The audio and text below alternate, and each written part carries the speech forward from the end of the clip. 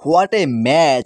চরম উত্তেজনাপূর্ণ হাড্ডাহাড্ডি লড়াইয়ের পরে সুপার ওভারে মাত্র ১ রানে পরাজিত হলো বাংলাদেশ।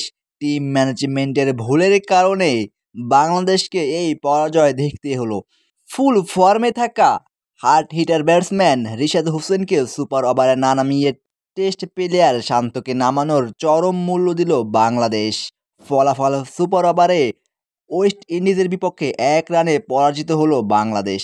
২১৪ রানের লক্ষ্য তাড়া করতে নেমে ওয়েস্ট ইন্ডিজও করে ফেলে বাংলাদেশের সমান রান। ফলে ম্যাচ টাইট হয়ে যায় সুপার ওভার। সেখানে বাংলাদেশ পরাজিত হয়ে সিরিজ জয় থেকে পিছিয়ে পড়ল। এখন ম্যাচ সমতায় ১-১। পরবর্তী ম্যাচ হবে ফাইনাল। দ্বিতীয় ম্যাচে আগে ব্যাট করতে নেমে ২১৩ রান সংগ্রহ করে ৭ উইকেটের বিনিময়ে বাংলাদেশ, যেখানে দেশের হয়ে সর্বোচ্চ ৪৫ রান করেছিলেন সৌম্য সরকার ও ৩২ রান মেহেদী হাসান মিরাজ, এবং মাত্র ১৪ বলে ৩৯ রান করেন ফুল ফর্মে থাকা লেগ স্পিনার রিশাদ হোসেন।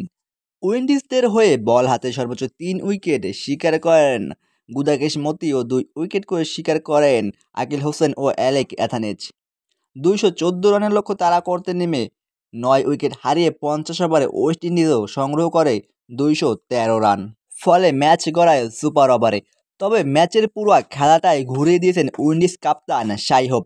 তিনি ধৈর্য সহকারে ব্যাটিং করে ৬৭ বলে করেন ৫৩ রান, এবং সেখানেই ম্যাচের মোড় ঘুরে যায়। বল হাতে রিশাদ শিকার করেন ৩ উইকেট এবং নাসুম শিকার করেন ২ উইকেট।